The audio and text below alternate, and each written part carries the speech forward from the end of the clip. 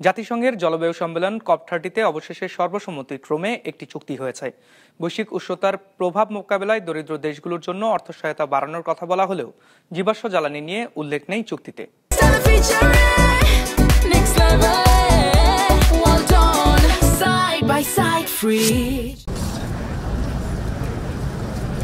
জাতিসংঘের জলবায়ু সম্মেলন COP30-তে সর্বসম্মতিক্রমে একটি সমঝোতা চুক্তি হয়েছে।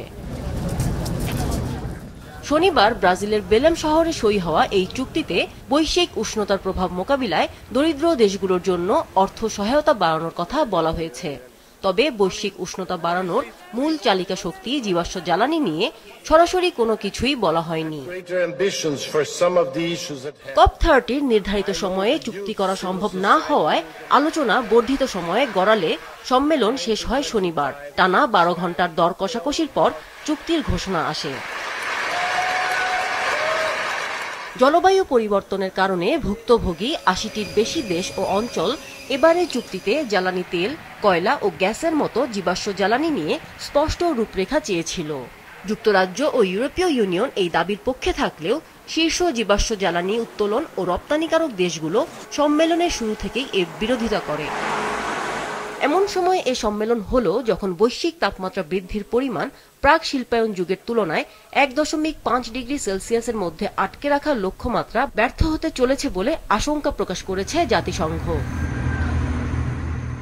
ব্রাজিলের আশা চুক্তি হওয়ায় জলবায়ু পরিবর্তনের প্রভাব মোকাবিলায় ভবিষ্যতে বৈশ্বিক পর্যায়ে ঐক্যবদ্ধভাবে কাজ করা সম্ভব হবে।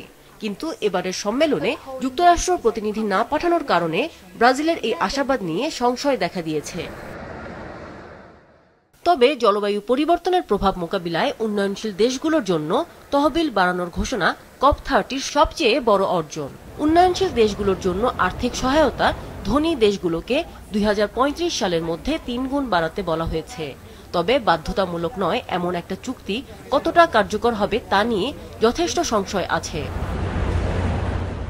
চুক্তি অনুযায়ী উন্নয়নশীল দেশগুলো ১ বছরে $১২,০০০ কোটি পাবে। ধনী দেশগুলো জলবায়ু সংকট মোকাবিলায় উন্নয়নশীল দেশগুলোর জন্য গত বছর $৩০,০০০ কোটি দেওয়ার যে প্রতিশ্রুতি দিয়েছিল তা থেকেই এই তহবিল আসবে। আমিনা লুসি, বিজনেস রিপোর্ট, মাছরাঙা টেলিভিশন।